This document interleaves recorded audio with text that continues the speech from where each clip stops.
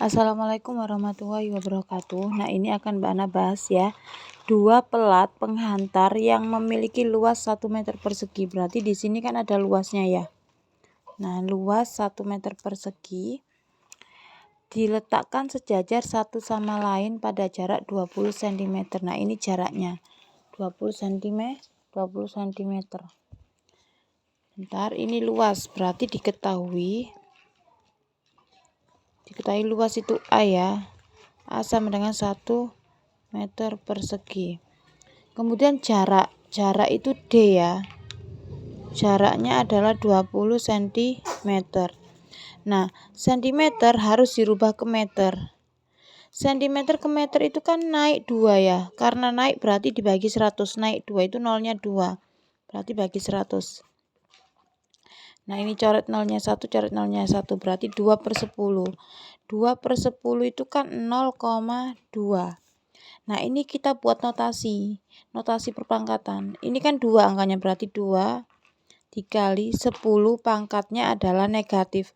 Kenapa kok 10 pangkatnya negatif? Karena di sini koma, desimal. Nah, belakang koma ini ada satu angka, berarti negatif 1 meter. Nah, kemudian penghantar yang satu diberi potensial plus 40 V, berarti V itu beda potensial. Ini kan ada kata potensial. Potensial itu lambangnya V. Potensial 1 ya, berarti potensial 1 adalah plus 40 volt. Dan penghantar yang lain negatif 40 volt, berarti V2. V2 sama dengan negatif 40 volt. Besar gaya yang dialami sebuah muatan Q-nya ya, berarti Q-nya sama dengan 2 dikali 10 pangkat negatif 2 kolom.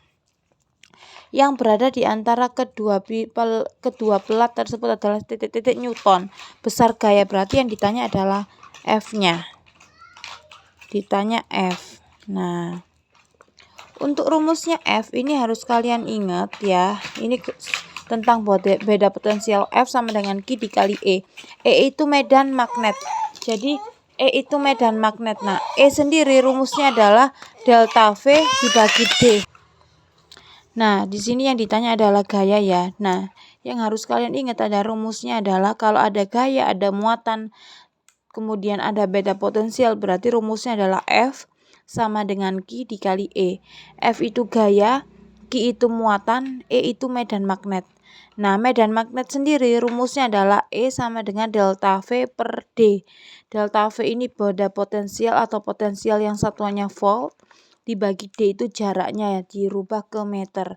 Nah, delta itu segitiga ini delta ya. Delta V ini artinya berarti V-nya dikurangi. Nah, kita cari rumusnya F. Berarti F sama dengan Q dikali E. Nah, Q di sini kan sudah ada ya. Q-nya adalah 2 kali 10 pangkat negatif 2.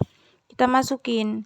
Q-nya adalah 2 kali 10 pangkat negatif 2. 2 dikali 10 pangkat negatif 2. Dikali E. E-nya ini. E-nya kan belum diketahui ya di soal. Di soal sudah ada V sama D. Berarti kita masukin rumusnya E. E itu rumusnya adalah delta V.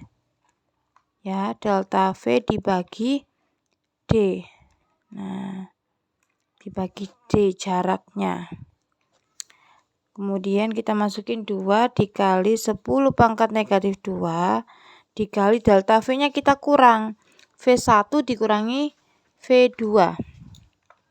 Ya, berarti 40 dikurangi dalam kurung negatif 40. Nah, dibagi jaraknya. D-nya berapa? D-nya adalah 2 dikali 10 pangkat negatif 1. Nah, berarti 2 dikali 10 pangkat negatif 2 dikali, ini negatif dalam kurung negatif jadi positif ya. 40 ditambah 40 berarti 80 dibagi 2 dikali 10 pangkat negatif 1. Nah, ini kan atas bawah. 2 bagi 2 bisa dicoret, Nak. Berarti 1 kan di sini ya. 1 kali 80, 80. Berarti 80 dikali 10 pangkat negatif 2 dibagi 10 pangkat negatif 1. berarti 80. Nah, ini kan perpangkatan ya. Dibagi kan ini.